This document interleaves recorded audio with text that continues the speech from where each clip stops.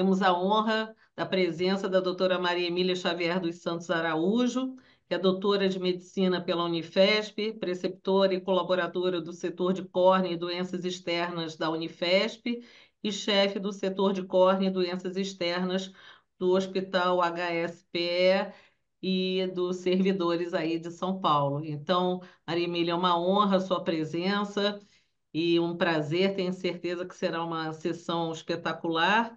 E hoje a doutora Maria Emília falará sobre diagnóstico e tratamento das ceratites herpéticas. Boa noite, muito obrigada mais uma vez. Boa noite a todos. O prazer é meu, sabe, de estar aqui com vocês, né? A Valéria eu conheci no CIMASP, né? E o doutor Almir, como eu falei, já conheço há bastante tempo. Agora eu vou chamar Almir. Por Mas é, favor. mas é um prazer estar aqui e falar de um tema que é tão importante e que, como a gente estava conversando aqui, todos, independente da subespecialidade, se depara com esses casos no consultório. Eu vou compartilhar aqui a tela, ok? Estão vendo a minha tela? Sim, sim. Então, assim, a ceratite por herpes simples é uma das principais causas de cegueira corneana no mundo e até um problema de saúde pública. Falar um pouquinho da família herpes vírida, que compõe o herpes simples, tipo 1 e tipo 2, essa família, os vírus, têm a capacidade de permanecer em estado latente no organismo, né, e causar infecção recorrente. Então, ele pode apresentar uma doença clínica ou uma doença subclínica. E a gente vai falar aqui do herpes simples, tipo 1 e tipo 2, que faz parte das alfaviroses, onde o vírus permanece em estado latente no tecido nervoso. Então, o vírus do herpes simples, como todo vírus, é um micro-organismo intracelular obrigatório. Ele é um vírus grande, né, e tem um diâmetro de 100 a 150 nanômetros, e a estrutura é composta de três segmentos. Então, temos o vírus tem um envelope lipoproteico com glicoproteína, né, que é uma dupla camada lipídica, e que temos também o tegumento, que é uma quantidade absurda de proteínas que envolve o capsídeo icosaédrico. Então, esse capsídeo é o que contém o DNA. O DNA é com dupla hélice. E só para entender um pouquinho a replicação do vírus, porque a gente vai entender como agem os antivirais, a replicação no epitélio, seja de qualquer mucosa nasal, labial ou mesmo a conjuntiva, a célula epitelial ele tem receptores os receptores dos vírus vai se ligar e vai haver uma fusão de membrana e esse vírus vai ser injetado dentro do citoplasma. Aí ele perde esse invólucro, que é o tegumento, e é jogado dentro do citoplasma o capsídeo, né? E esse capsídeo ele vai se ligar na membrana plasmática do núcleo. E aí o DNA é injetado dentro do núcleo. E aí vai haver a replicação e a síntese proteica. E aí, esse capsídeo, ele é reformado no núcleo com esses vírions e eles vão ser liberados no núcleo para o retículo endoplasmático e complexo de Golgi. E aí ele vai ser envelopado. E depois que ele é envelopado, ele vai ser liberado. E nessa liberação tem algumas enzimas, como a heparanase, que quebra na membrana plasmática o heparansulfato e esses vírions são liberados no espaço e vai infectar outra célula. Então, a gente tem os antivirais hoje, que são antivirais que agem na replicação do DNA. Então, eles impedem a replicação do DNA. Mas depois a gente vai ver que existe outros estudos mostrando em cada etapa dessa onde pode agir outros tipos de antivirais. Então, como é um vírus envelopado, eles são bastante susceptíveis ao ambiente externo. Então, lembrar que, por exemplo, diferente do adenovírus, que a gente vê pacientes com conjuntivite, a gente fala, nossa, esse vírus, o adenovírus, ele fica muito tempo fora do ambiente, fora do indivíduo, do hospedeiro, e ele fica horas e ele pode infectar. Então, a gente tem conjuntivite epidêmica. O herpes, não, ele não é susceptível ao ambiente externo, então ele morre logo. Então, sua infectividade é de curta duração fora do hospedeiro. E não há registro de transmissão através de fômites ou instrumento. Então, se a gente tem a lâmpada de fenda ou média pressão ocular nesses pacientes, só o álcool pode esterilizar e pode prevenir a transmissão. A transmissão é só através da pele e das mucosas. Então, contato direto é que vai ter a transmissão, mas fômites ou instrumentos é muito difícil e não tem registro. Dentro da epidemiologia, a incidência anual é alta, 11,8 para 100 mil habitantes nos Estados Unidos, com a soroprevalência também alta na população adulta. Então, os pacientes, os indivíduos têm uma positividade entre 58% e 75% nos Estados Unidos e Alemanha, mas acredita-se que no mundo todo a soroprevalência é de 90%. A recorrência ocular também é alta. E a doença primária, a recorrência é quase 40% em 5 anos. E quando você tem o segundo episódio, a recorrência chega a 80% em 10 anos. Então, é uma doença recorrente com uma prevalência alta. A gente tem os dois vírus, né, o tipo 1 e o tipo 2, e eles, embora morfologicamente semelhantes, e 50% do DNA idêntico, eles têm características um pouco diferentes. Então, o sítio de infecção primária no herpes tipo 1 é a boca, face, lábios e olhos, e o tipo 2 geralmente os genitais. A transmissão no tipo 1 oral e secreção respiratória, no tipo 2 secreção genital ou da mãe para o filho. A população com infecção primária no tipo 1 é pré-puberdade e no tipo 2 geralmente é pós-puberdade. O sítio de latência no tipo 1 geralmente é o trigêmeo e o tipo 2 o sacral. E a infecção do sistema nervoso central diferencia um pouco, que o tipo 1 causa mais encefalite e o tipo 2 mais a meningite. Então, a patogênese depende da latência e recorrência. Como é que ocorre a latência? Então, o indivíduo tem o contato, né?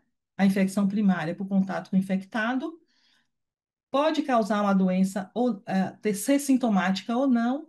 E aí, esse vírus, por via retrógrada, ele volta para o gânglio, que geralmente é o trigêmeo ciliar, o ciliar, o cervical superior, mas também foi identificado vírus no tronco cerebral.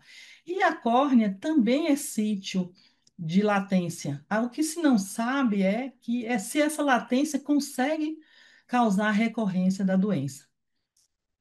Em relação à recorrência, como que acontece? Existem alguns fatores desencadeantes. Esses fatores são bastante estudados, mas não tem uma prova de que realmente acontece assim, mas estresse, infecção, febre, menstruação, exposição solar, até prostaglandina tópica que a gente usa para tratamento de glaucoma é associada à recorrência da infecção.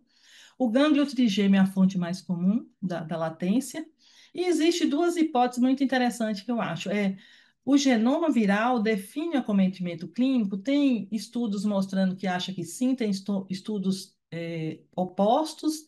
O que seria isso? Se eu tivesse uma cepa que causasse a infecção na córnea, no estroma, uma ceratite estromal, essa cepa sempre a recorrência seria estromal.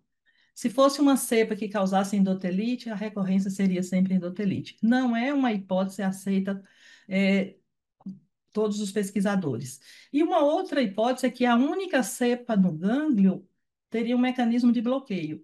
Ou seja, a primeira infecção na córnea, na boca, no nariz, e o retorno do vírus para o gânglio bloquearia uma outra reinfecção com outra cepa diferente para manter em latência no gânglio. Então, parece que existe um mecanismo de bloqueio. Já existiam alguns trabalhos mostrando que já foi encontrado duas cepas diferentes em gânglios, mas acredita-se que só uma cepa consiga recorrer. Então, isso é uma briga entre os pesquisadores.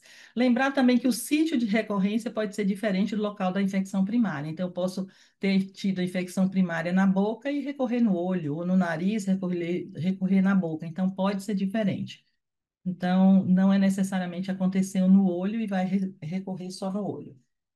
Então, quais são as manifestações clínicas ocular do herpes vírus no segmento anterior? Então, a gente vai falar mais de ceratite, mas eu abri um parênteses para o herpes simples congênito neonatal por sua gravidade.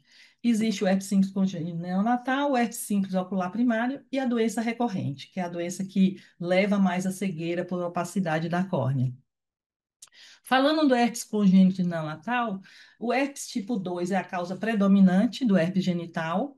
A soroprevalência em grávidas chega até 20 a 30%, então é bastante alta. Apesar de que os estudos mostram que está aumentando o herpes genital pelo tipo 1 pela mudança de comportamento sexual. Lembrar também que a maioria das infecções genitais causada pelo herpes é assintomática e a mulher que tem herpes genital prévio, 75% delas tem uma recorrência na gravidez, segundo alguns estudos. E qual é a transmissão? Maioria através do parto, então quase 90% através do parto, mas pode ser pós-parto, pode ser uterina, a uterina é mais grave, a criança tem outros acometimentos, como catarata, mas é muito mais raro. E quais são os fatores de risco para transmissão? A infecção materna, principalmente se ela for primária. Então, muito mais chance na infecção primária do que na infecção recorrente. O tipo de parto também, o vaginal. Se o paciente, se a gestante tem um tempo de ruptura das membranas, muito tempo prolongado, né? E o rompimento da barreira cutânea. E como se faz a prevenção?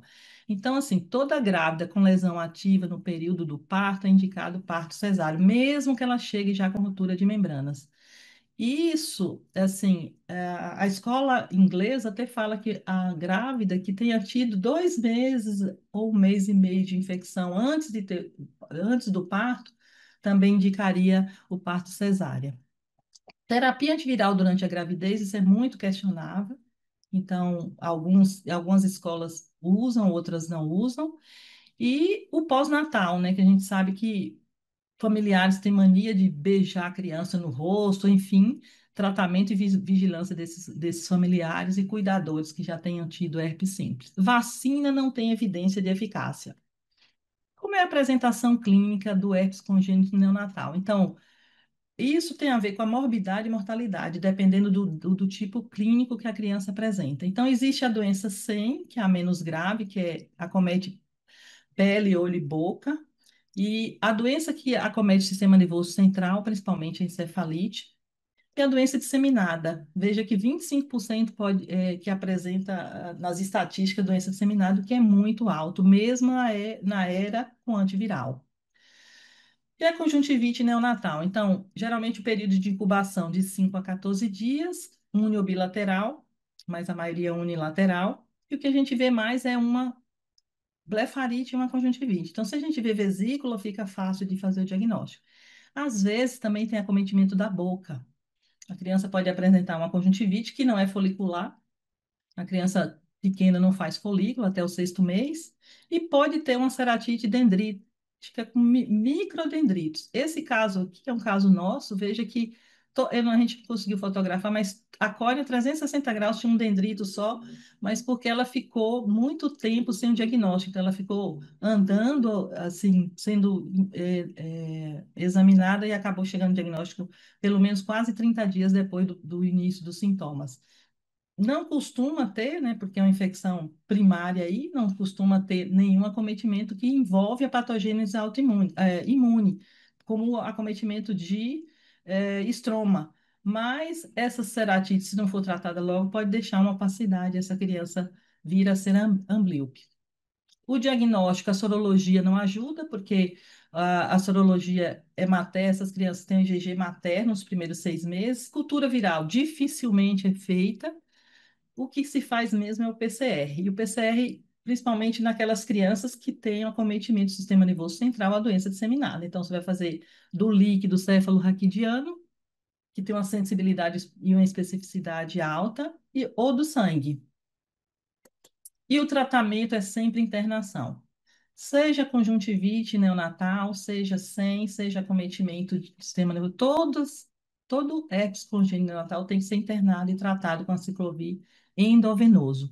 E a dose preconizada, os últimos estudos têm mandado 60 miligramas quilo dia, dividido em 3 vezes ao dia, por 21 dias, se tiver acometimento do sistema nervoso central, e você vai retirar não necessariamente com 21 dias, se o PCR do líquido cefalorraquidiano tiver positivo. Então, quando negativar, é que você tira esse tratamento. A doença de pele, boca, 14 dias, venoso, né? Monitorar tanto o hemograma quanto a função renal.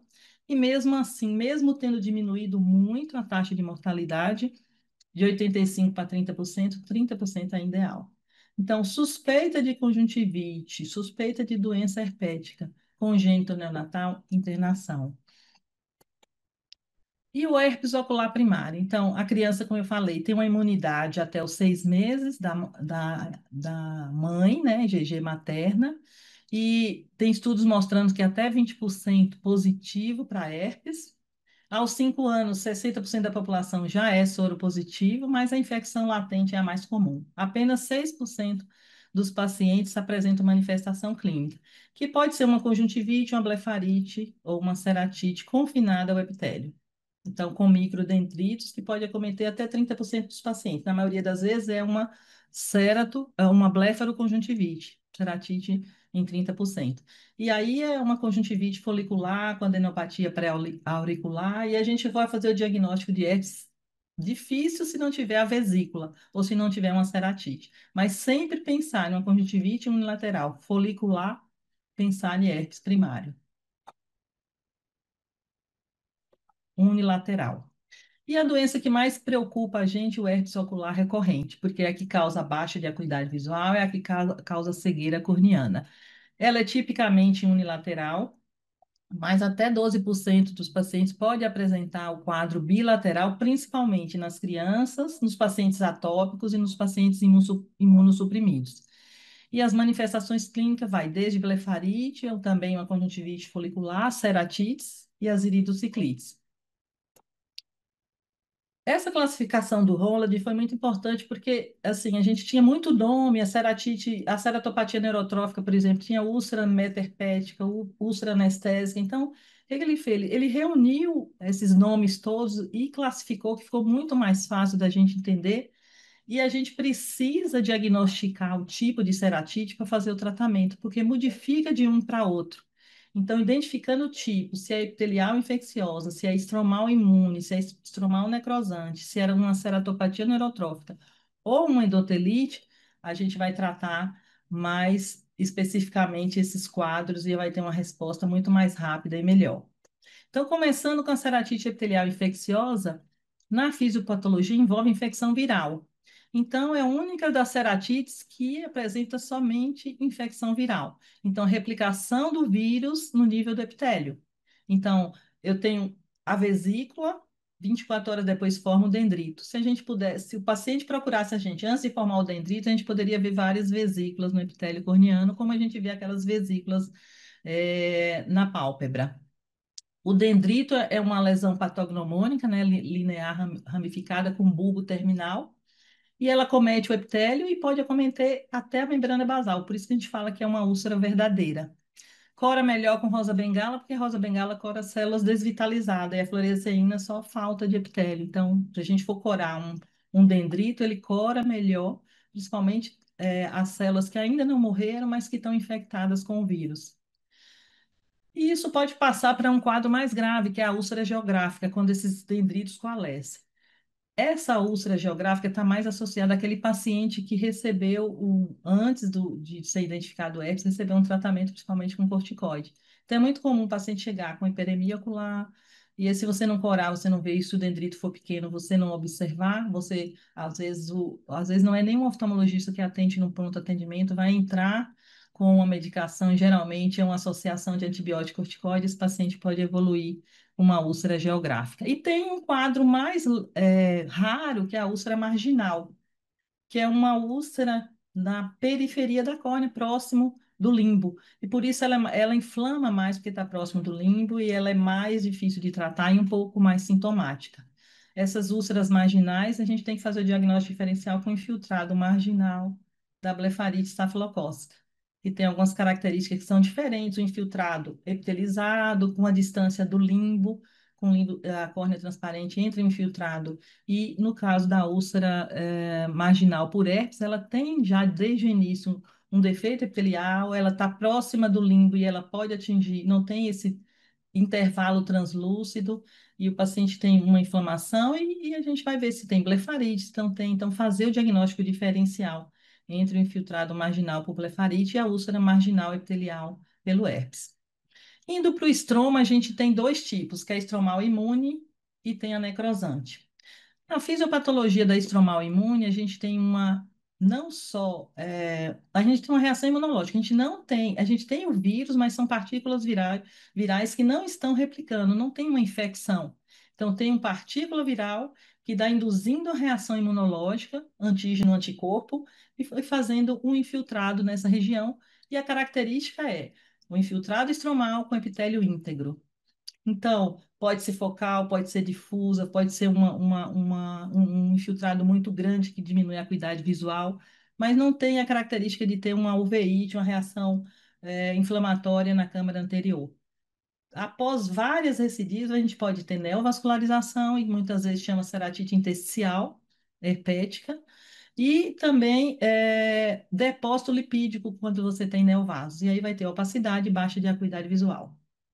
Então, esta aqui a gente não vai precisar tratar com antiviral é, o- a dose terapêutica. E a necrosante? A necrosante ela é bem mais grave, né? O nome já está falando, necrose de estroma. Aqui envolve infecção viral, ou seja, eu tenho replicação viral e reação imunológica. Então, eu tenho dois fatores aqui que estão causando esse melt de córnea e depois vai afinar, se não tiver cuidado, e vai perfurar. Então, a necrosante é uma urgência oftalmológica. A gente tem que identificar, então, o epitélio é aberto, a necrose intensa, e a gente tem que pesquisar se é herpes mesmo, unilateral, com diminuição de sensibilidade que o herpes causa, né, porque envolve a inervação, para tratar o mais precoce, o mais rápido possível. E a outro tipo de ceratopatia é a ceratopatia neurotrófica. Então, a ceratopatia neurotrófica ocorre quando o paciente já teve várias recidivas, e aí diminui muito a inervação corneana, o paciente praticamente fica com anestesia total. Com essa anestesia, você tem uma diminuição da secreção lacrimal reflexa e do piscar, que contribui para piorar a situação. E às vezes esse paciente está usando cronicamente várias medicações.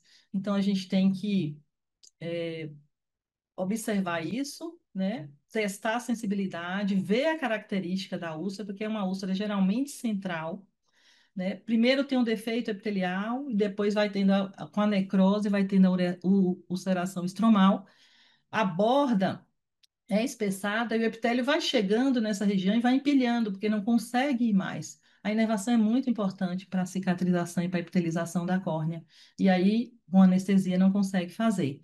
Então, normalmente, essa ceratopatia deixa bastante cicatriz, afinamento. Às vezes, se não tiver um controle, um antibiótico profilático, você pode ter uma infecção secundária e aí complicar a situação. Perfuração e fazer um transplante tectônico. E qual o diagnóstico diferencial? Muitas vezes, se o paciente não tem uma história, não tem uma história, informação boa de dizer que já teve herpes nesse olho, já teve outras alterações, antes a gente às vezes pode ter dificuldade em relação à úlcera geográfica. Lembrar que a úlcera geográfica, ela geralmente ela é mais superficial, ela não atinge o estroma tão profundamente quanto a ceratopatia neurotrófica. E a característica da ceratopatia neurotrófica é esse empilhamento aqui em volta, né? E essa área um pouco mais fina, com um pouco de necrose, não tão grande como a necrose que tem numa ceratite estromal necrosante. A endotelite, né, é o último tipo de ceratite. Também na fisiopatologia a gente tem infecção viral, mais uma reação imunológica. Essa reação imunológica geralmente é tardia. Os estudos mostram que tem uma reação do tipo 4. Então, há uma replicação no endotélio e uma lesão endotelial, e às vezes o paciente fica com edema de córnea e você não consegue ver os precasos, você não consegue ver os precipitados seráticos. Então, o paciente tem um edema de córnea e depois que você trata, você vai perceber os PKs. Então, o paciente tem edema, precipitados seráticos no endotélio, tem reação de câmara anterior, é o que muitas vezes se chama ceratouveíte. Você pode ter uma trabeculite, e aí aumentar a pressão ocular. Você pode ter até hipópio. Então, esse caso de endotelite causa mais edema, porque você está destruindo o endotélio, do que o infiltrado, como na estromal imune. Então, edema por perda de endotélio. Então, a gente tem três tipos clínicos, que é a disciforme, né, a forma de disco, que é a mais comum, Quando você diminui o edema, você vê os PKs atrás desse edema em forma de disco e está associado também à trabeculite. Tem a difusa, que é mais grave, né? Um edema estromal importante, PKs difusos, irite, hipópio. E a linear. Eu acho a linear interessante porque aparece uma linha de precipitados seráticos no endotélio, né, do limbo para o centro. E em cima dessa região, um edema. Então, quando o paciente faz um transplante e tem uma linha assim, você tem dois diagnósticos diferenciais. Então, você tem a linha de Coda-12, que você pode pensar que é uma rejeição, e se o paciente foi transplantado por herpes, então você pode pensar em uma endotelite herpética. Então, como é que você vai fazer a diferença? Se você tiver a linha que atravessa o botão e vai até o receptor, isso provavelmente é endotelite. Quando você tem a linha que é a linha de Coda-Doce, e só no botão corneano, provavelmente é a rejeição. Só que quando o paciente faz o transplante de córnea por herpes, geralmente ele está usando profilaxia. E a profilaxia, será que está tendo recidiva? Às vezes sim. Por quê? Porque tem pacientes que 800 miligramas de aciclovir faz uma boa profilaxia, tem paciente que precisa ter uma dose maior. Então, ter esse cuidado, se a gente tiver a sorte de ver essa linha de PKs atravessando, até a córnea receptora, a gente tem mais certeza de que é uma endotelite herpética. O diagnóstico, geralmente o diagnóstico de herpes é clínico. Então, todos esses detalhes. A dendrito é fácil, uma úlcera geográfica é um pouquinho mais fácil, com diminuição de sensibilidade a gente consegue. Se a gente tem uma PCAS, aquele edema, reação de câmara anterior também chama atenção para ser um endotelite, né?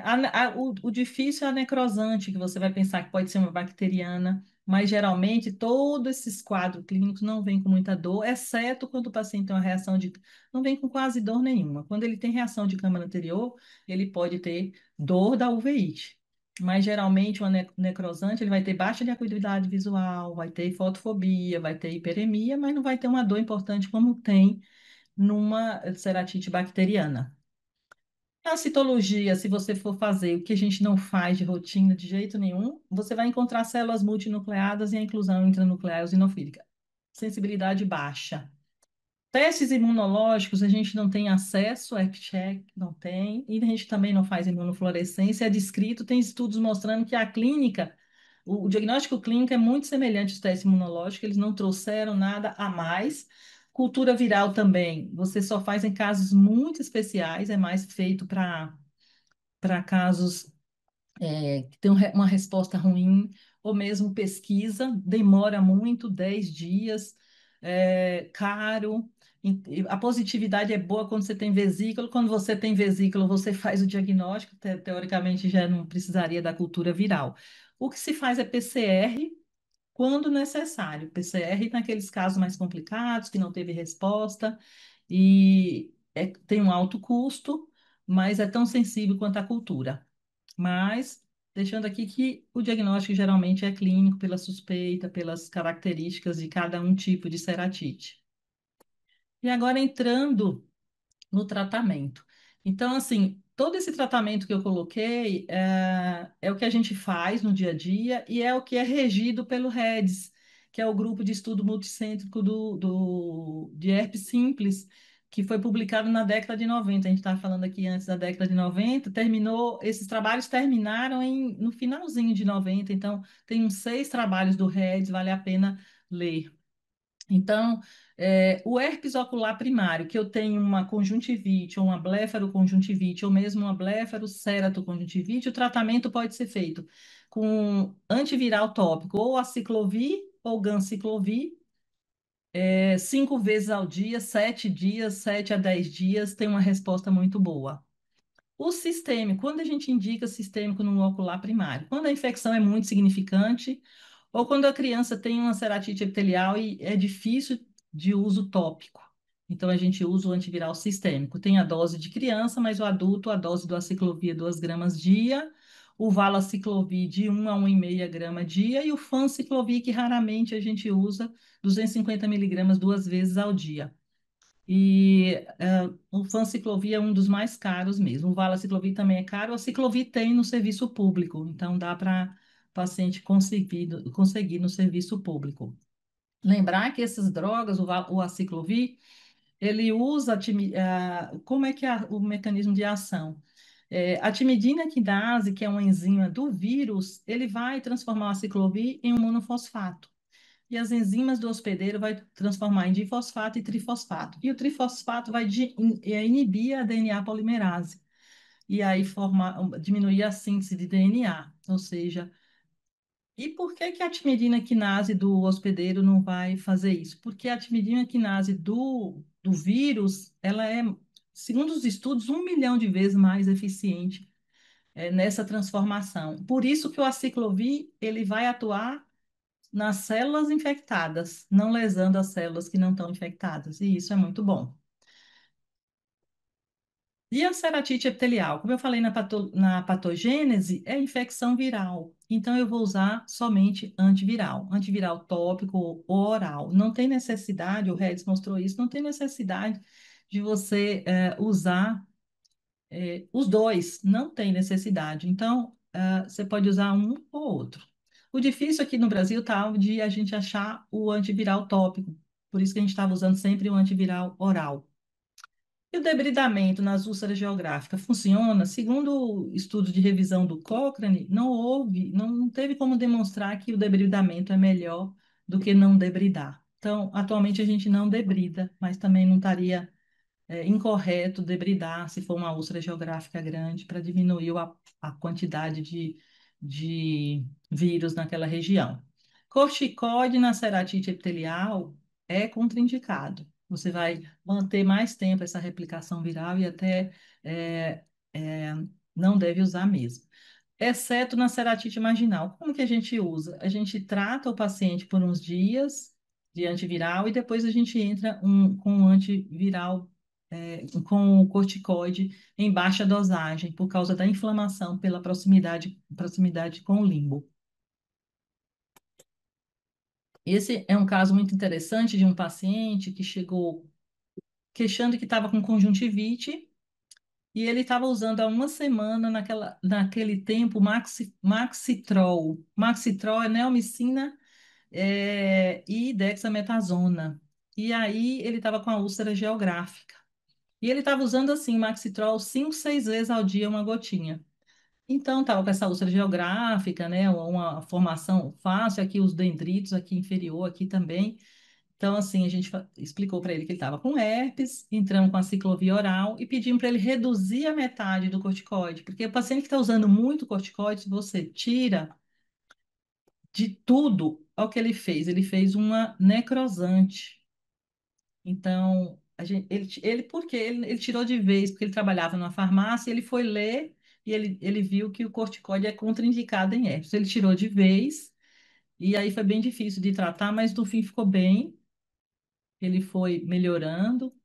A gente entrou de novo com milesimal, entrou com corticoide oral, e daí ele foi melhorando, mas ficou com haze aqui na córnea, mas ficou bem. Então, o paciente que está usando muito corticoide, você tem que reduzir, mas não tirar de vez, mesmo na epitelial.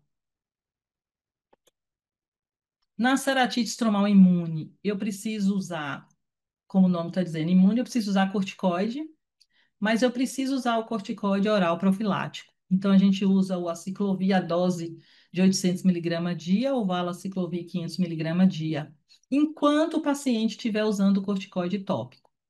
Então, você pode começar, dependendo de como está o quadro, 4 a 6 vezes ao dia de corticoide tópico, de redução lenta e progressiva, mas lenta, não tirar rápido, e deixar esse antiviral oral profilático até você suspender o corticoide.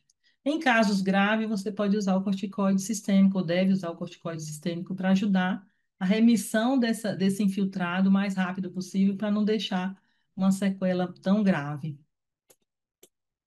A estromal necrosante, ela é um quadro mais grave, né, como eu falei.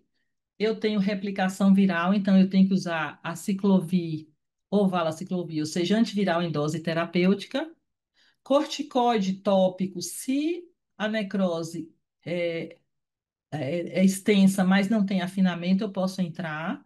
Se eu tiver afinamento, muito importante, melhor não entrar com corticoide tópico, entrar com sistêmico, 1 miligrama quilo dia. Usar inibidor de colagenase com a doxiciclina. Se tiver dexametocele ou perfuração pequena, o cianoacrilato, acrilato. E em perfurações grandes, aí tectônico, terapêutico. E a ceratopatia neurotrófica. Então, eu não tenho infecção viral. Eu não tenho uma reação imunológica, eu tenho uma sequela da inervação da córnea. Então, eu vou tratar como uma ceratopatia neurotrófica de qualquer causa. Aqui não há necessidade de usar antiviral. Então, eu vou começar com lubrificante sem conservante. Se for um defeito muito grande, vou entrar com antibiótico profilático, descontinuar os colírios tóxicos, usar lente de contato terapêutica. Se tiver alguma inflamação na base da úlcera, você pode entrar com corticoide milesimal.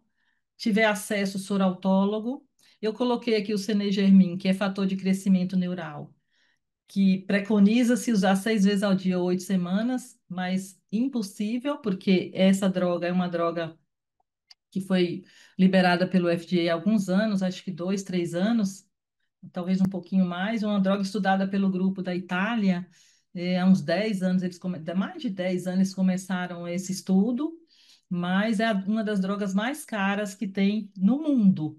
Então, veio o Roland aqui, acho que uns 2 anos atrás, no simpósio do BOS, e ele disse assim, nem para nós a gente está conseguindo usar. Então, me disseram que está custando US$ 50.000 um vidrinho do Cinegermin. E aí tarsografia, né? Se continuar com defeito, aí a gente usa recobrimento, membrana amniótica, recobrimento conjuntival em último caso. Mas é um tratamento que segue o tratamento de uma ceratopatia neurotrófica de outras causas também. Na endotelite, é o mesmo da necrosante, a patogênese, então eu tenho que tratar com antiviral e corticoide tópico e corticoide oral. Aqui eu tenho que usar corticoide oral. Então, e assim, uma dosagem alta, se o paciente puder usar, porque eu quero proteger esse endotélio para não haver uma descompensação e evoluir para ceratopatia bolhosa. Se o paciente tiver também uma hipertensão, né, que costuma a endotelite vir com hipertensão, tratar com medicação tópica ou sistêmica para diminuir essa pressão. Esse é um caso que deixou a gente também um pouco de pé atrás, porque assim, é um paciente que chegou com quadro de endotelite. E ele podia usar o valaciclovir e um quadro de endotelite grave. Veja que um edema difuso, reação de câmara, tinha picaz.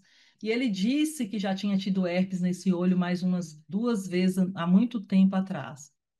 E aí foi tratado com antiviral e corticoide, e esse paciente demorou muito a melhorar, inclusive não só o edema, mas a reação inflamatória, os PKs. Então, assim, às vezes o edema melhora pouco, porque aquela córnea já foi muito, o endotélio já foi muito lesado.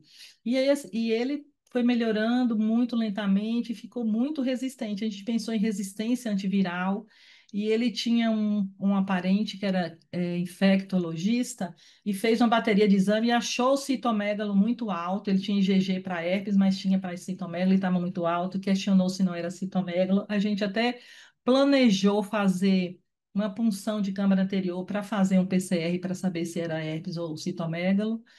E porque o citomegalo ele teria que internar para usar foscarnet. E ele acabou.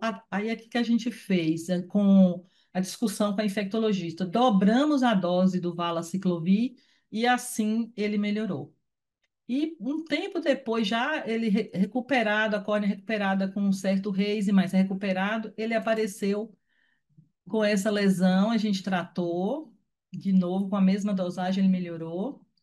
E depois ele apresentou uma dendrítica. Esse paciente ficou mais de um ano usando profilaxia. Hoje ele está bem, ele evoluiu com catarata, operamos a catarata e agora ele está bem, sem recidiva. Mas foi um caso muito difícil. Então, quando a gente tem uma suspeita de resistência, às vezes a gente tem que fazer, no endotelite, a gente precisa fazer, pesquisar mesmo o citomegalovírus. Aqui eu fiz um resumo de quando usar o corticoide em herpes simples. Então, o tópico na ceratite marginal, com antiviral prévio, na ceratite estromal imune, o antiviral profilático, né? E o corticoide até retirar. A necrosante, usar também, mas com antiviral terapêutico. Na neurotrófica, só se tiver alguma inflamação na base da úlcera, você vai usar milesimal. O sistêmico na ceratite estromal grave, com antiviral profilático, na ceratite estromal necrosante, também com antiviral terapêutico, e na endotelite com antiviral terapêutico. Sempre que você usar o tempo terapêutico, mas o paciente tiver ainda necessidade de manter o corticoide por mais tempo, passar para profilaxia. E quando fazer a profilaxia antiviral? Então, aqui também um resumo. Se o paciente tem muitas recorrências frequentes, qual é o número de recorrência frequente? Fala-se que se o paciente tiver uma crise a cada 2 ou 3 anos, isso não é frequente, mas se o paciente tiver uma vez, mais de uma vez por ano, já é frequente, já merece uma profilaxia. E nos outros casos, na ceratite estromal imune, uso frequente de corticoide, na endotelite após o tratamento antiviral, como eu já falei, e pós-transplante de córnea de etiologia herpética. Quanto tempo? Mais ou menos um ano. É o que a gente usa pós-transplante.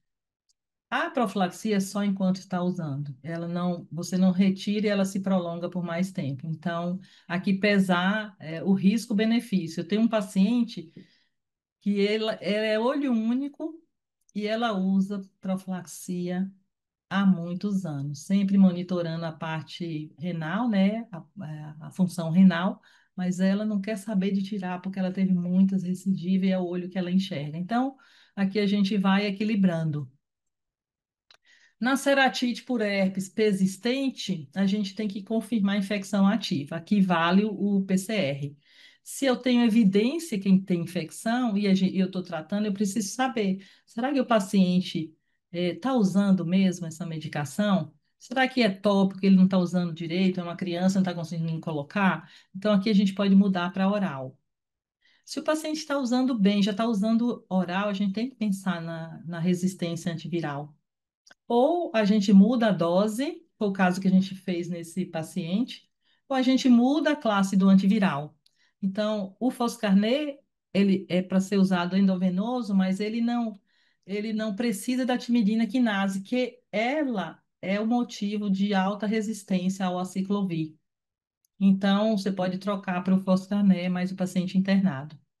Se não tem evidência de infecção ativa, a gente pode pensar que um quadro de ceratopatia neurotrófica e não tem mais infecção ali, então tratar como uma ceratopatia neurotrófica.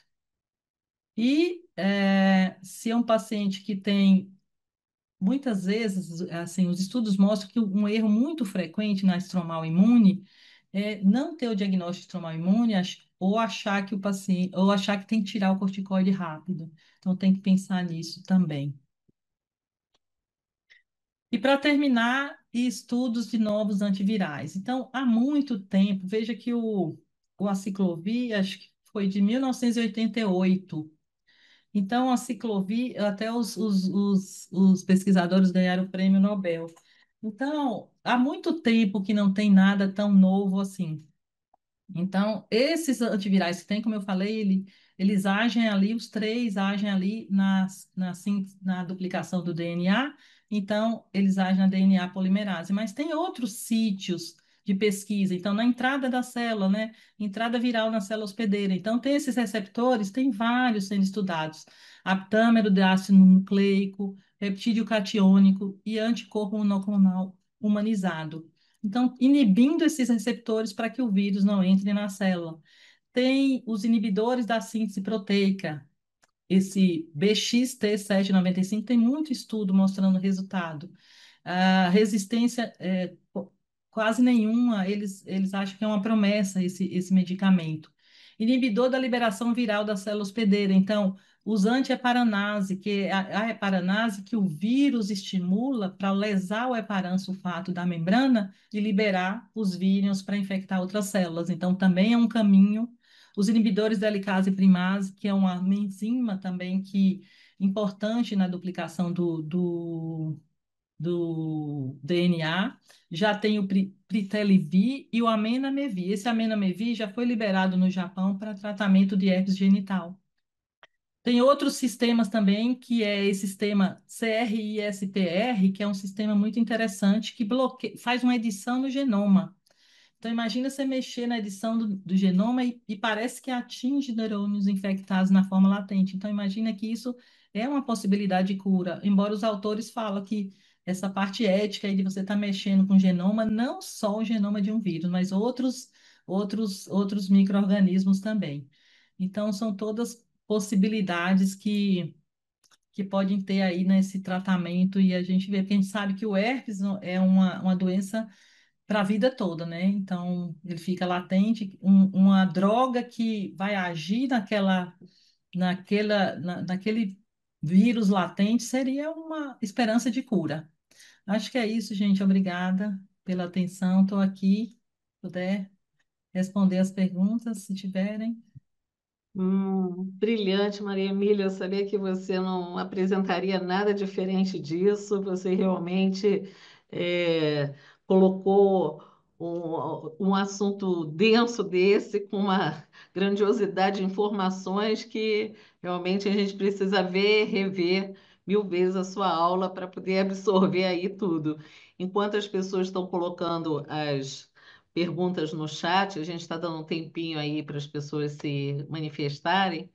Eu vou começar a fazer algumas colocações aqui, se o Almir me permitir, e depois ele também fala. Bom, paciente que pós-operatório de catarata. Quer dizer, na verdade, já vamos começar antes.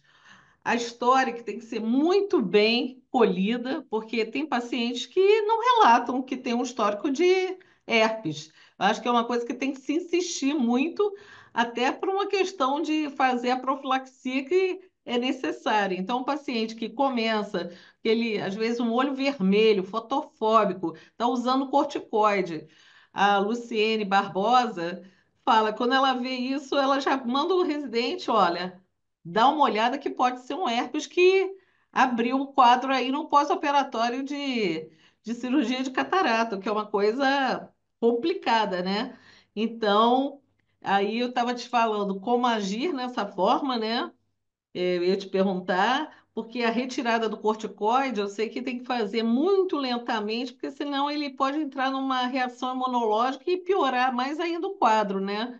Então, e é um paciente que demanda um cuidado de observação diária, porque senão ele pode entrar em melt, então não é aquele paciente que dá para soltar aí seja lá o que Deus quiser, e fica tendo que ser monitorado, porque a gente espera até que com 5 dias aí comece a ver uma luz no fim do túnel. Então, eu queria ver como é que você maneja, primeiro, esses pacientes que previamente a gente já sabe que tem um histórico de herpes e que a gente vai ter que fazer a cirurgia. E depois, se existindo esse quadro num pós-operatório de catarata, também como é que é o manejo disso? Então, como você falou, essa história é super importante, o paciente saber. Às vezes o paciente tem uma história ruim, mas você tem que perguntar, saber se já teve alguma inflamação no olho, num lado só, sempre foi naquele olho, enfim. Então, às vezes você se surpreende. O paciente fala que não teve nada e o residente chega com o quadro, eu operei, tem uma semana, está com essa lesão aqui. E daí você vai ver muito característica de herpes, não é nenhum sensibilidade baixa. Se você já sabe que tem história, vai ser, começa um antiviral no dia da cirurgia profilático. Vai operar hoje? Começa hoje, não precisa começar antes. Ele vai atingir um nível bom e você pode entrar com seu corticoide na dosagem. Agora, e os pacientes que por exemplo, tem uma foto aí, não me lembrei de falar, mas tem uma foto de um paciente com ceratocone, nunca teve herpes na vida, fez o transplante e apareceu com a lesão herpética, geográfica, bem. E aí, como é que você vai tirar o corticoide desse paciente que acabou de ter 1 mês, 2 meses de. Aí você vai tratar com antiviral e vai deixar uma profilaxia como se aquilo se aquele transplante fosse por herpes, entendeu? Você vai deixar uma profilaxia, porque hoje a gente deixa pós-operatório transplante, principalmente ceratocone jovem, você deixa corticoide longo prazo. Antes de 6 meses você não tira. Então você vai deixar essa profilaxia esse tempo todo. O paciente que faz um afaco, você vai deixar o corticoide 2, no máximo 3 semanas, reduzindo. Então, você vai fazer profilaxia aí nesse momento. Se for uma necrosante, porque normalmente eles vêm mais com uma epitelial dendrítica ou uma geográfica. Se for uma necrosante, você vai ter que entrar com corticoide sistêmico mesmo, mas com tratamento e depois do tempo de tratamento, profilaxia, enquanto você tiver com corticoide. Eu vou fazer algumas observações a mais aqui.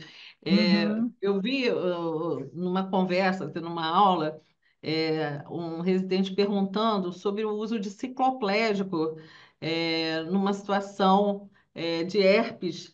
E aí a Luciene Barbosa falou: olha, a gente não gosta disso, não, porque é mais uma coisa a colocar no olho do paciente, a menos que o paciente tenha muita dor. Porque como o paciente responde rápido, se for suportável, é melhor, a princípio, não usar o cicloplégico. O que que você acha a respeito disso? Olha, eu concordo. Eu também não gosto, não. Se eu tiver que usar eu uso o midriacil. Eu uso o midriático que dura menos tempo, mas eu também não gosto de usar, não, porque o paciente com herpes raramente tem essa dor insuportável. Entendeu? Então aí eu prefiro. E tem mais, assim, a reação, a não ser aqueles casos que tem pópio, aí sim eu vou entrar. Mas paciente que tem uma uveíte leve, o midriático vai bem, 2 vezes ao dia, porque você, como se diz, massageia essa íris, ela vai fazer midríase e responder. Não, porque assim, eles não têm uma reação granulomatosa, entendeu? E responde bem ao antiviral. É difícil você ter, eu falei da resistência, mas é difícil você ver casos com resistência, e quando você vê, são casos assim, mais paciente que já tem essa recidiva. Esse que eu te mostrei, que eu mostrei aqui, que tinha uma suspeita de citomegalovírus, depois eu fiz a catarata dele, ele fez uma catarata. Eu entrei com profilaxia no dia e mantive, assim, um tempo, uma dose maior, porque eu vi que ele era mais resistente. Então, em vez de eu entrar 500 miligramas de valaciclovir, eu entrei o dobro. E deixei ele 1 mês e ele não teve recidiva. E quando eu fui tirando o corticoide, eu deixei isso aí. Depois que não tinha mais corticoide, foi que eu suspendi. Esse caso, mesmo ele sendo um caso que tinha muita recidiva, ele não teve. Então, assim, a gente vai tratando cada um, mas eu não gosto de cicloplégico para esses pacientes também, não. Bom, é bom sempre enfatizar, paciente que mais de 2 recorrências herpéticas por ano é igual antiviral por tempo prolongado, Sim. pelo menos um ano, não é isso? Porque o Assim, efeito colateral maior é para o bolso, mas a parte renal, lógico, tem que ser administrada, tem que ser monitorada, mas é em cima disso, né, Maria é, Emília? é. Então, a profilaxia de duas tem que fazer 1 ano, porque esses pacientes, que mais recidiva e que deixa opacidade são as estromais. Então, porque a endotelite não é tão comum, a estromal imune é mais comum. Vai ficar com opacidade e você transplantar um paciente com herpes é problema para o resto da vida. Agora, me diz uma coisa, o paciente que usa hipotensor ocular e abre um quadro de herpes, como manejar isso? Tira as Porque prostaglandinas. o herpes em si já pode levar ao aumento da pressão intraocular. É, Então, eu queria que você falasse um pouco sobre isso.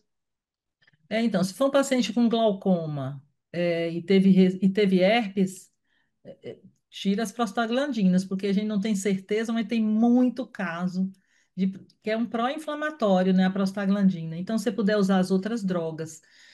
E hoje e assim, aí o glaucomatólogo que me desculpe, mas tem outras coisas que ele pode fazer para baixar essa pressão.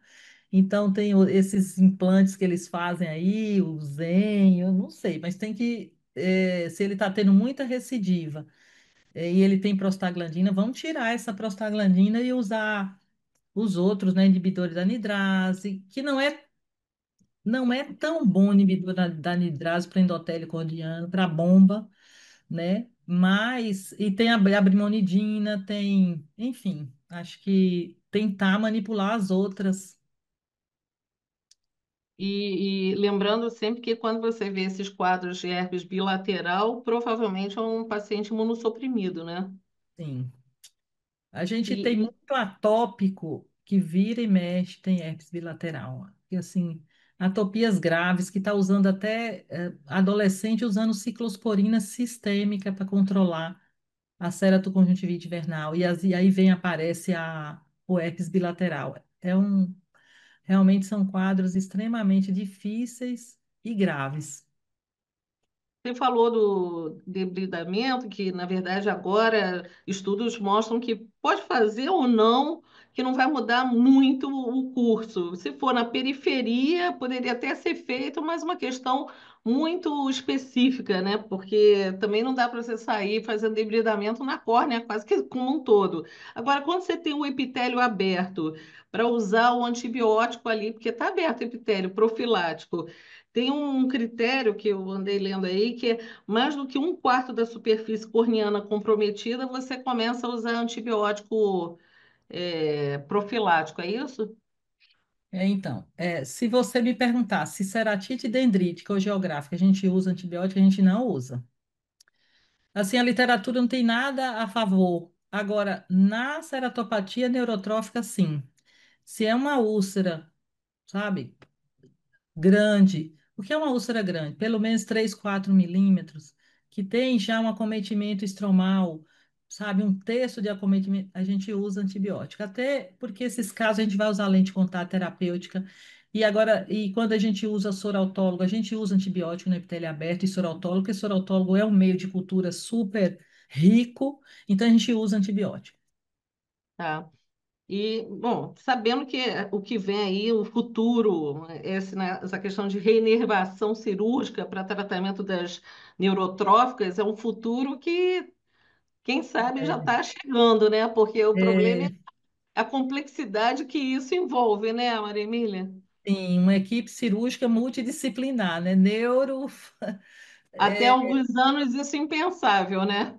sim, tem um, tem um pós-graduando que está fazendo isso, neurotização. Ele não tem ainda, não apresentou ainda os resultados. Tem um pós-graduando fazendo neurotização. Mas vou dizer, a cirurgia é grande, hein? Bom, já falei muito. Agora, se o Almir quiser dar uma palavrinha. Enquanto isso, eu sei que já tem várias perguntas no chat. Quer que eu comece a ler? Eu acho melhor, Valéria, acho melhor você seguir as perguntas do chat. Então, tá bom. A doutora Mária Rachija, que aí dá também maior suporte para a gente, sempre está presente nas nossas Mas reuniões. eu acho que tem uma pergunta da Ana Bauer antes, hein? A Ana Bauer, tá bom. Ah, Ana, bom, vou começar com a Ana, então. A doutora Ana Bauer, alguma experiência com colírio de insulina nos tipos de ceratite epitelial ou neurotrófica? A gente tem epitelial infecciosa, a gente não usa. A gente tem usado em ceratopatia neurotrófica, sim. Não posso dizer para você, tem casos, essas que eu coloquei a foto aí, a gente não vê assim um bom resultado. A gente vê um resultado melhor de insulina em defeito epitelial pequeno, que não tem um acometimento de estroma muito grande. Isso eu estou dizendo impressão clínica, e eu converso com bastante colegas, assim, é uma mistura de opiniões. Uns falam, ah, esse deu resultado, esse não deu. Também tem um estudo sendo feito de insulina nesses defeitos epiteliais. Aí a gente pode lhe dar uma resposta mais objetiva. Eu uso assim, eu tenho defeito epitelial por uma hipoestesia de córnea e está abrindo e com dificuldade de fechar. Então eu faço aquela sequência, lubrificante sem conservante, aí vem a lente de contato terapêutica, o soratólogo está caríssimo aqui, a gente tem acesso, mas está caro, muito caro. E daí a gente usa insulina. Não respondeu com essas medidas menores, a gente usa insulina. É a opção. Mas as respostas têm, assim, precisa, é o que está sendo feito, é assim, esse grupo, esse outro grupo, esse outro, sabe? Assim, erosão recorrente, por uma distrofia, defeito epitelial persistente e úlcera por hipoestesia secundária a herpes. Então, eu acho que assim, tem que agrupar e fazer um estudo a longo prazo para a gente ter uma resposta melhor. Eu falo que é É, como a losartana, muita sim, gente usando, assim, uma resposta aqui, outra ali, outra aqui, mas assim, precisa de um clinical trial para nos dar essa resposta, porque os trabalhos da Alice são maravilhosos, isso, entendeu? isso. A Alicia deu aula aqui sobre isso, e a Alicia Sampaio Eu foi acho que até está sensacional. fazendo, eu acho que ela deve estar fazendo esse estudo aí clínico, porque os Tá, estudos in vitro e cultura de células e tudo são maravilhosos, né? Mas aí, é. assim, um falar, eu estou usando. Tem gente que eu falo, que eu pergunto, gente de córnea, que tem bastante. Ah, eu já tripliquei, sabe, a concentração da losartana. Eu falei, mas pô, triplicou, mas né, a gente não sabe aí. Então a gente está tudo assim, meio que usando. Como a Bom, insulina. deixa eu te perguntar, doutora Mari, agora a pergunta da Mari. Gostaria de saber qual a profilaxia para o pós-operatório da cirurgia de catarata, excimer e transplante, e quanto tempo e qual dose você usa? Transplante, a gente usa 800 miligramas, 400, 400 do aciclovir ou 500 miligramas do Vala, um ano. Se o paciente, para o que eu falei, para catarata, a gente usa enquanto está usando o corticoide. Tirou, tirou. Suspende. Para cirurgia refrativa, eu acho que assim, se o paciente tem histórico de herpes, eu tenho um pouco de receio de fazer cirurgia refrativa, mas vai que eu fiz a cirurgia refrativa e, e ele tem um histórico de herpes, não tem nada na córnea. Profilaxia até, tá usando corticoide, a mesma dosagem, a profilaxia é a mesma dosagem. Eu tenho paciente, alguns pacientes pontuais que usa, por exemplo, 1 grama de aciclovir, porque 800, a gente foi tateando, 1 grama e 200, porque foi tateando que com 800 miligramas teve uma recidiva de ceratite epitelial. Aí a gente pôs mais 400 miligramas, não está tendo recidiva. Então, assim, existe essa possibilidade de você aumentar se o paciente tiver, mas a dosagem que foi usada no estudo do REDS, 800 miligramas do aciclovir. Ela pergunta também, o PCR para mutação de resistência antiviral é fácil de pedir para o paciente fazer? Para onde Não, pedir? não é fácil. É estudo de pesquisa mesmo. Existe preferência de antiviral tópico entre colírio e pomada? Olha, a gente só tem pomada. Nunca mandei fazer colírio. Sempre pomada. Você O, tem, o hum, Ganciclovir é gel, que é o Vigan. você tem alguma Eu, experiência com eu, des- lisima Oi, para casos desculpa, de herpes recorrente? o aciclovir eu mandava fazer na oftalmos. Eu não tenho experiência com colírio. Parece Gosto. Começava com a é pomada bom, colírio, resolve melhor, incomoda 3%. menos. Eu nem lembro, tem tanto tempo, graças a Deus, do que eu não tenho Tá. paciente com herpes, mas Colírio é mais fácil de usar, né? incomoda menos. Porque pingar, né, é melhor. Mas eu só, o tópico, é só pomada, 3%, 5 vezes ao dia. A gente tinha eu esqueci o nome agora, Revirax. é.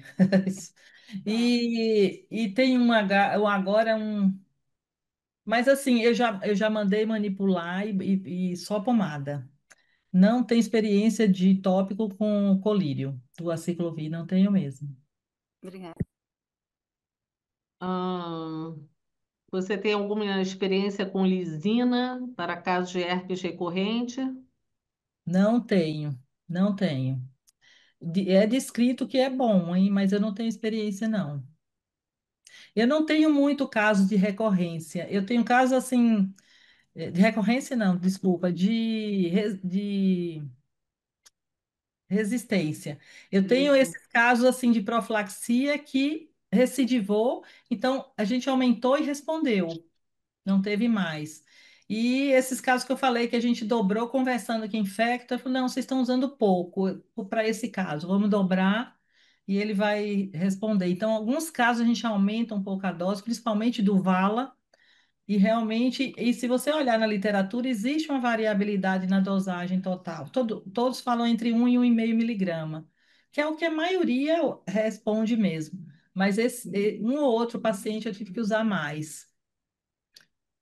Tem um estudo muito interessante, acho que é japonês, já tem um tempo que eu li, que é exatamente da endotelite por citomegalovírus. Então, muitos tratados como herpes, e aí com essa resistência, sem responder, eles fizeram no grupo, é um grupo relativamente grande. Aspiraram e a maioria era citomegalo, aí teve que tratar com foscarina. Então, assim, às vezes a gente pode estar errando nisso, nesse negócio de resistência. Qual é a lente terapêutica que você usa? Pergunta. De todo tipo. Porque, olha, é o que a gente tem, viu? Mas É, a eu gente. também uso a que eu tenho lá na hora. É que eu já ouvi gente falando usar umas específicas, aí eu fiquei na dúvida. Não tem Ah, específicas, não. não, não, não, não muda, não, viu? Tá, obrigada. Posso pegar outra dúvida? Claro. Falar, Valéria. Claro, claro. Prefiro. Você já viu alguma alergia ao valaciclovir? Isso é para todo mundo, porque eu tive um caso e foi da minha irmã. Olha, não. O que a gente não deve usar, não nesse caso, mas a gente não deve usar o valaciclovir em paciente imunossuprimido, tipo HIV, porque ele faz uma hemólise. Eu esqueci de falar isso também, foi bom você lembrar, mas eu nunca vi alergia, não. A minha Nem irmã, a ciclovir, nem o vala. E é, aí a você fez o quê? Não, a minha irmã, ano passado, no final do ano passado, apresentou um quadro daquelas conjuntivites virais horrorosas nos dois olhos de uma vez. Pegou do meu cunhado, mas ela estava com imunidade, com certeza imunidade baixa. Aquela que formava membrana, ela não conseguia abrir o olho. Atendia todo santo dia rezando. E um dia ela acordou com uma dor muito grande, mas não foi no olho, graças a Deus não foi no olho. Ela nunca teve zóster nem histórico de catapora, para ter ideia. Ela falou, Mari, eu tô com uma dor que vem do fundo da órbita até a cabeça, mas é muito grande, eu não tô aguentando, não tô aguentando. Aí eu falei, eu estava examinando, eu falei, Bel, ela falou, você parece uma dor quando eu tenho herpes labial, aquela fininha, mas assim, mas é demais. Aí eu olhei assim, tentei catar a lesão, não achei. Eu falei, Bel, independente de que você tá com imunidade baixa, com 4 desses de conjuntivite, eu pedi para ela entrar com valaciclovir. Ela tomou dois comprimidos, tomou um à noite, que já era noite, e um no dia seguinte. Dia seguinte ela me ligou, Mário, eu acho que eu estou fazendo alergia ao Valtrex. Por quê? Não, minha garganta está assim, meu lábio inchado. Foi ontem à noite e hoje de manhã, quando eu tomei a 7, eu vai para o hospital. Fui lá para o hospital, nunca vi isso na minha vida. Estava fazendo, teve que tomar toda a medicação, a gente suspendeu, mas eu com medo do herpes, né, de ser uns ossos, de, sei lá, pegar ali apesar de não ter lesão nenhuma típica, ela é bem atípica, minha irmã, alérgica a tudo mesmo. Eu entrei com a ciclovir. E aí ela foi melhorando, realmente a dor, tudo.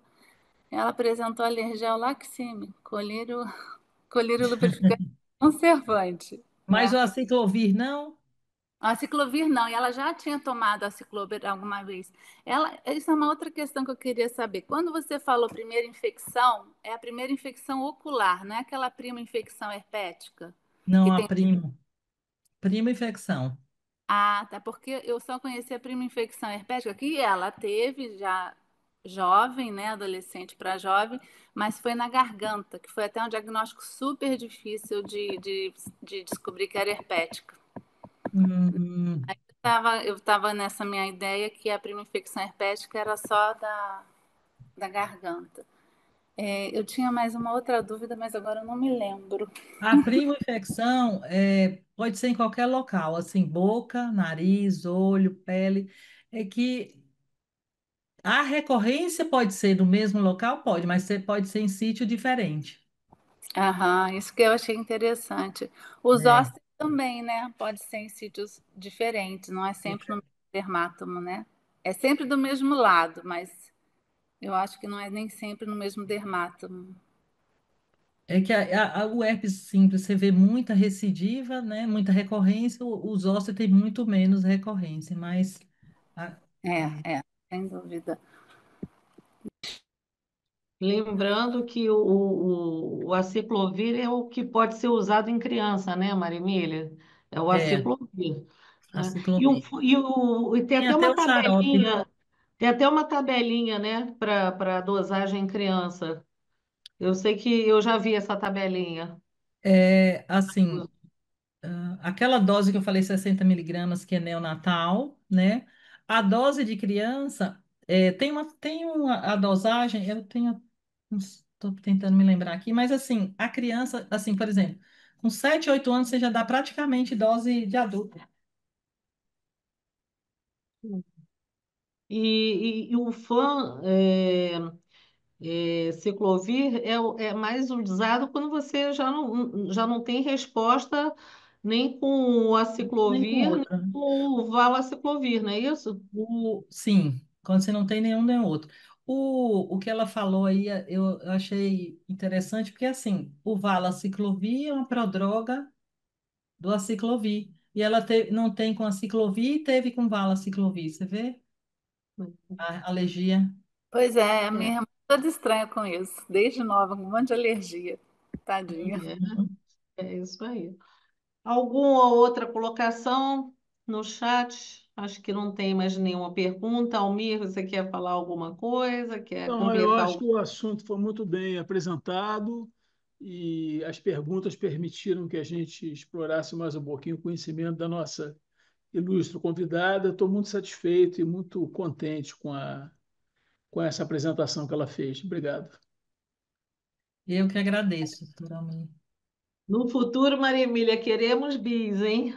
Oh, estou Esteja aqui, preparada. só me E agora, convidar. como sempre, você botou o sarrafo lá em cima para as próximas sessões aí, a gente tem que pensar em convidados à sua altura, né? O herpes é um assunto muito interessante. Nossa, quanto mais estuda, mais a gente aprende, mais a gente tem dúvida. É, Ah, isso é verdade.